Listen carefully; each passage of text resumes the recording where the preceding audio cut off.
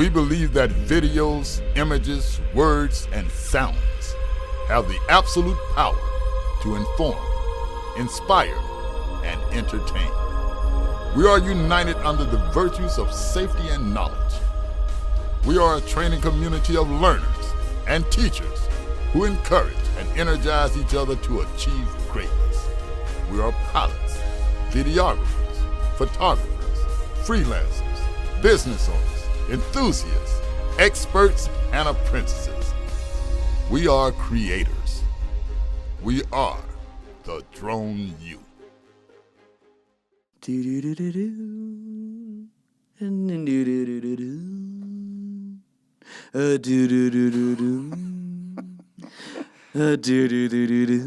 I had to sing.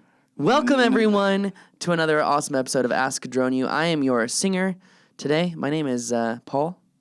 And I'm Rob, and no, your radio isn't broken. But you are listening to episode number 283 of Ask Drone U. If I sing much more, it could become broken. But I was just so shocked today, Rob, by the question that we got. Oh, yeah? Yeah, Why? He sang in it.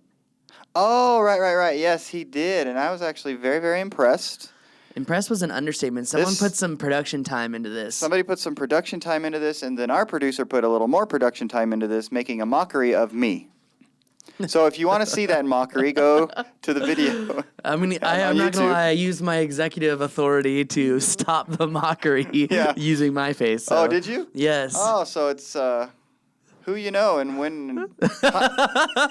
Timing is everything. Never has that been more apparent than now. But anyways, you can check it out, youtube.com/DroneU. Well, I will say this. He did make you look just like Mr. Rogers. Yes, he did. So it's actually pretty impressive.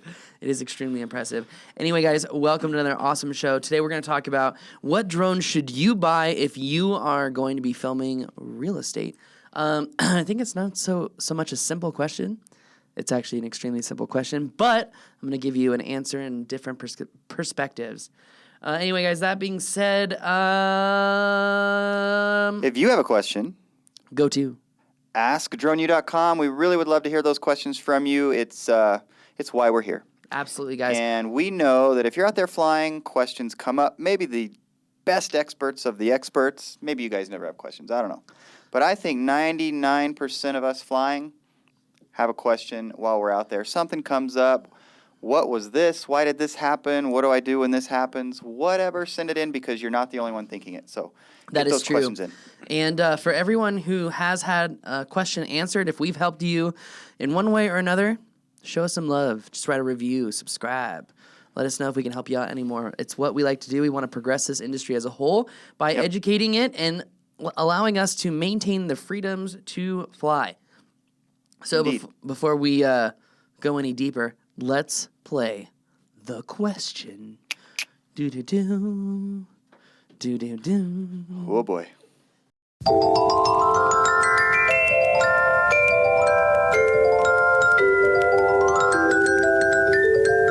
Let's make the most of this beautiful day. Since we're together, we might as well say, would you be mine? Would you be mine? Won't you be my neighbor? Rob and Paul. Won't you please? Won't you please? Please won't you be my neighbor? Rob and Paul.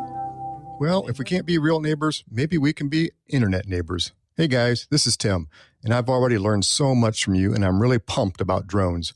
I just joined Drone U, and class is in session. I'm sure I'm going to upgrade my membership soon because I'm really serious about a new business venture, and I need your expert advice on which rig to purchase. Let me give you a little bit about my background. I've got business experience, so that base is covered. I'm an engineer by degree. I've been logging hours on an ominous FPV, and I'm ready to take the plunge. I want to start in real estate, and then, depending upon how that goes, perhaps move into commercial. My insurance broker happens to work with Global Aerospace, believe it or not, so that base is covered. And I just spoke with a local real estate agent a few days ago, and his first words out of his mouth were, "We need to talk. I've got 4 properties that need to be filmed." I think my choice really comes down to 2 options, but correct me if I'm wrong. I think I'm down to a P3P or an Inspire 1. Now, I know there's a big price difference, but hear me out. Pros with the P3P, it's a lower investment, of course. can be flown indoors. I'm wondering, how important is that? I also plan to invest in an Osmo. So is flying indoors really critical in choosing a drone? The negatives on a P3P, I think there's kind of a stigma with the P3Ps, maybe not a very professional unit, and it's probably not the best choice moving into commercial work. And then with the way the insurance plans are, you got to get covered for each drone you operate. Are you better off going with an Inspire and being able to have more flexibility and have one insurance policy, or do you spend for two policies? The Inspire one, I know it's a big jump, and if I'm going to jump that far, I might as well jump into the Pro X5. I think it would give me a more professional perception, better quality. Now, would that give me a better edge for real estate and commercial, or does it not really matter? I'm in an area without much competition right now. I don't see any of the realtors using video. There's major construction firms and a couple of universities, perhaps some commercial possibilities. So the question is, what would you recommend for my first real drone? Am I better off with a P3P, or should I go whole hog to an Inspire 1 Pro X5? You guys rock. Thanks for all you're doing. That's a great question, and I actually like all the background that he gave. It's really interesting for us to hear a little bit more about the person asking the question. It actually helps answer the question in a way that's a little bit more personal to him, which is great. So thank you for all that information, Tim, and I'm guessing Paul has a few thoughts on this question. I don't know anything about this, Rob. I was afraid of that. Okay, so this one's on me, guys. All right, so the way that I've been filming real estate has changed recently just because of the Osmo. I wrote an article, I think it's on DroneU, about all the necessary accessories to have with your Osmo, like having the sliding dolly and having the suction cup, because you can really do a whole lot with the Osmo and with a slider. It's incredible. And because I've been using the Osmo inside, I have not been flying inside anymore.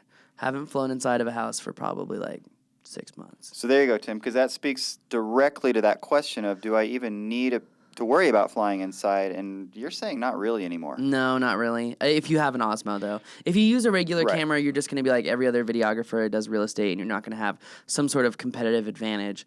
Anyway, that being said, on your decision to choose between the Phantom 3 Pro or the Inspire 1 with X5, I mean, those are two seriously different rigs. And the question is that I would ask is, do you plan on accelerating yourself beyond real estate? Like, are you planning on doing other jobs beyond real estate? If so, then hands down, no doubt in my mind, X5, like without a doubt, not even a question. But there's a few caveats here.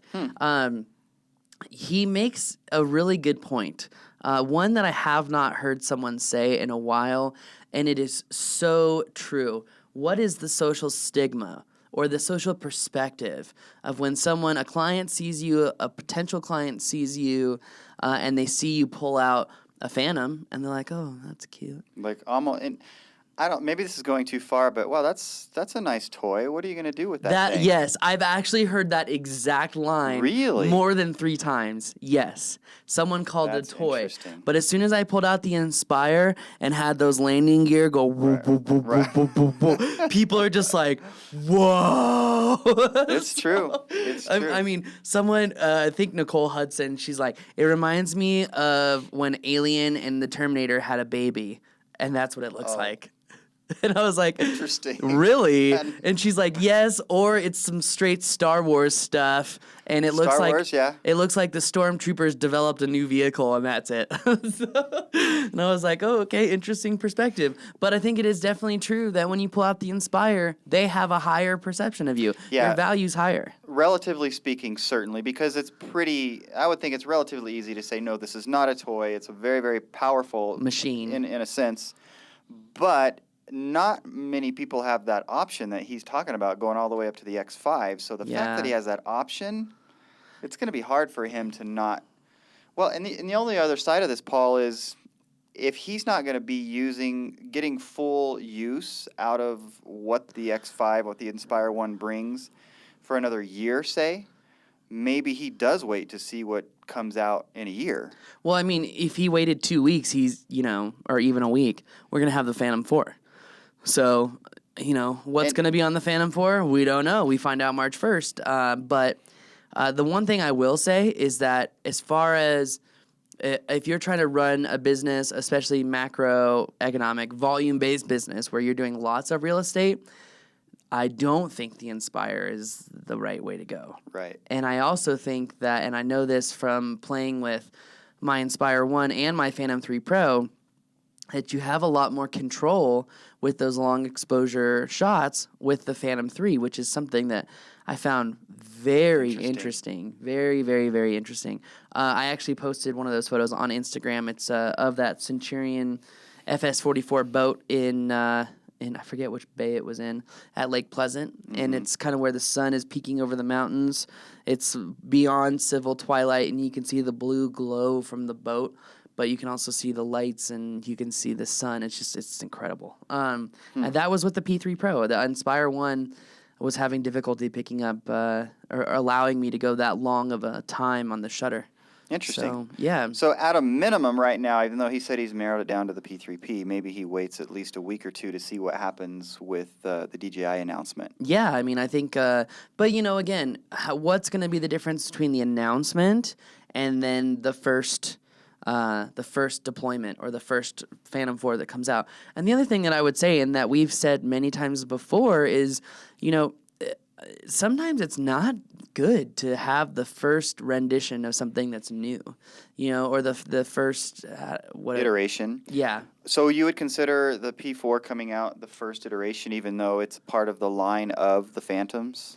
I feel like just like when we saw with the X5 had a lot of issues with the app and the app working to be able to control the focus. And so software is included in that analysis, everything. It's just like, wait for them to work out some kinks and then dive in and get the Phantom 4 or whatever. So I'm sure there's going to be probably 4 different versions of the Phantom 4.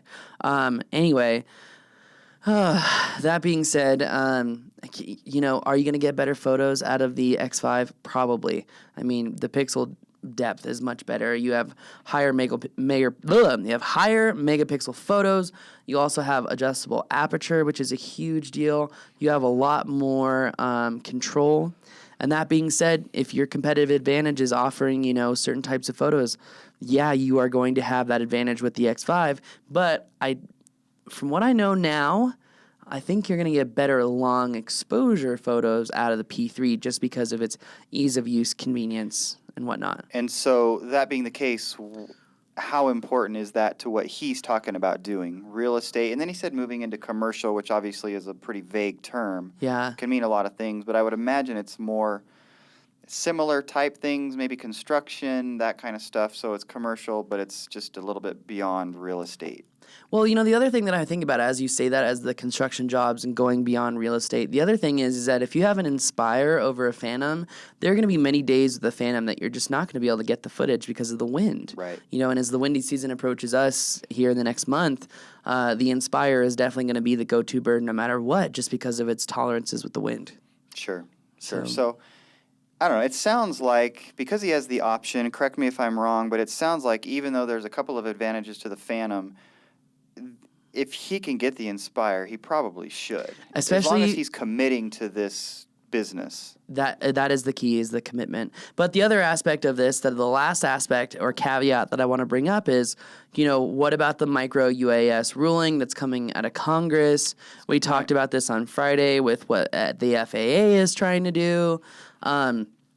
If people are able to fly commercially with a drone that's 4.5 pounds or less, Phantoms are going to be popping up out of the sky everywhere. That's a really good point. So, Because he didn't talk about whether he's thinking about getting a 333 and messing with all that stuff. Which is a whole beast in itself. Yes, Pandora's box for sure, but he is an engineer, so, I don't know, obviously he has the capacity to get that done in terms of the pilot's tests and all that stuff. But, boy, you're talking about to get rolling out of the box here as far as getting his 333 pilot's license, X5 with the Inspire, $10,000 to get going. Yeah. But, on the one hand, if he's investing in a business and he's made the decision to move forward with this, that's not an outrageous amount to invest in yourself to move forward. Well, I agree. And the other thing, too, is that we talked about this in the episode on the 333 just recently, is that the business perspective of this is whether you agree with what the FAA is doing or not, there is the fact that this perspective has grown, or this perception has grown so much. It's going to be easier for you to get business if you have the 333, because it's going to be easier for you to market your services. Right. But the big caveat, and I'm already seeing this in the market right now, which kind of makes me happy. I'm actually happy to see this. One of the caveats that I'm seeing is people are hiring 333 operators and they're not happy with the quality. And they're seeing quality from other operators. And for some individuals, it comes down to what is going to sell my product. Right. That's all I care about. So anyway, just teasing the book. Let's bring it full circle. What were you saying? You want to bottom line it for him? Yes, that's what I was saying. No, I just think it would be a really good thing. Tim would appreciate it if maybe you just kind of summarize things for him. Knowing what we know, what would you, in final, say to Tim? If your focus is you really want to turn this passion of flight into profit, which I've heard a lot from engineers, they really want to get outside more, they want to do what they love and pursue that. I would say get the big Inspire, the X5. If you're just doing this for a side job, you want to see, well, can I take this off? Will this actually take off? No pun intended. I would go the Phantom route, especially with micro UAS. We don't know what's going to happen, right, but it's very clear that something is going to happen. So it seems like the safe route is definitely going to be, we've got to have a Phantom. Like if we have a Phantom and we don't use anything bigger than that, we can go out and make money right now. Sure. So there's two sides of it. I don't know. If I were just getting into the market right now, Okay, let me put it to you another way. If you were him, so Paul is him, you're sitting in his chair saying, what am I going to do? Even if you have to make some assumptions, what would you do? If I were Paul, taking my thinking process, and I'm putting it in his shoes, yes, I'm probably going to get a Phantom. Because I don't want to over-invest in my business before my skill can equate. Like as they say, when you're learning to fly, there's a level of risk and then there's your skill. Right. And you have to try to match those two things as best as possible. Sure. So as your skill grows, you can take a little bit more risk, but not much more than your skill can handle. Right. That being said, if I were just getting into it, I would say the same thing that I said to Trace 100 episodes ago, which is start small. Which he already said that he did, right? He that mentioned is true. That he's been flying another little drone. That is true, but I would still maintain with the Phantom. With the Phantom. Yeah. And that's kind of the next progression. Well, because it's not a full business for him yet, right?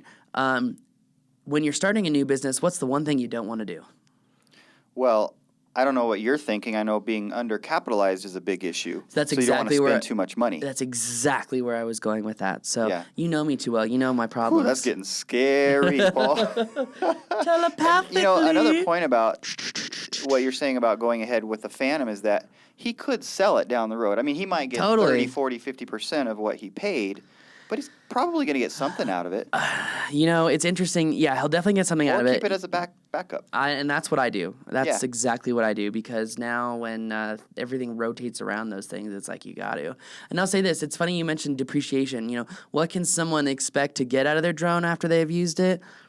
Is it 50%? Is it 60%? I mean, this is the time of year where you have literally a week to sell your drone before the new announcements come out, and it depreciates another 30%. Right. So if you are thinking about upgrading, sell the Phantom. But he doesn't have a Phantom. So anyway, I would say if he's bootstrapping his business, which it sounds like he is doing that, you don't want to spend too much money. You need the proof of concept. I would get the Phantom 3. So. Yeah, and maybe the question really, and I'm kind of digging here a little bit. I don't know that this is what he's getting at or what he's asking, but would I be okay with the P3? And I think clearly he would be. Yes. Yeah. And again, I would recommend getting an Osmo. And I also think that when he gets acquainted with the Phantom and he understands how sensitive it is, the X5 is going to be even more sensitive. Mm-hmm. Now that's, you asked me, what would I do, bottom line, if I was in his shoes bootstrapping it?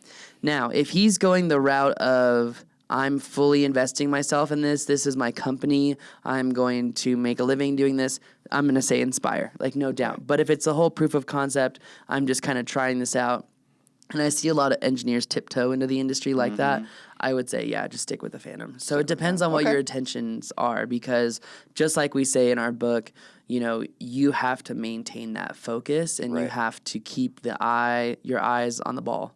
Absolutely. And I'm not trying to reference Top Gun, okay? It's okay, even if you are. Maybe I want to see Top Gun 2. Is there a Top Gun 2 coming out? Yeah, this summer. Really? Yes. With Tom Cruise? Yep. Oh, boy. Anyways. I'm excited. Thanks, Rob. Anyway. I am too. I mean, I'm looking forward to it. Anyways. Definitely. If you guys have not seen the Splash Drone review, check that out. It was a bonus episode we posted this weekend to keep your weekend smiles going. That's and right. we really do love that drone. It's not the fastest one out there. It's not going to last the longest, but it is waterproof. It's going to help people build a lot of confidence, fly over water. You get a lot of cool, unique shots. It's one of my favorite reviews I've ever done, and that has nothing to do with the fact that I got to do it on a brand new Centurion boat with my friends. That's just side benefit. Icing on the cake. Side. Absolutely. Cool. Anyway, guys, if you have a question, go to AskDroneU.com and upload that question. We would love to answer it. You could also follow us on Instagram at TheDroneU. Let us know how we're doing on Twitter, or like us on Facebook, facebook.com/DroneU. Subscribe to us on YouTube so you can get content automatically uploaded and you don't even have to do anything. So if you're on the road and you're like, man, I really want to learn more about my drone, I'm about to lose service, did I have that Ask a Drone You episode downloaded? You won't have to wonder about that anymore, because they will be downloaded automatically. Right there on YouTube. And on Podomatic. And on Podomatic. And iTunes. And iTunes. Stitcher. And Stitcher. Overcast. Yes. There's a couple. I think there's probably like 10 more on top of that. I was just running with the ones that I knew. Anyway, Awesome. guys, that's going to do it for us today. My name is Paul. And I'm Rob. And this is Ask Drone You.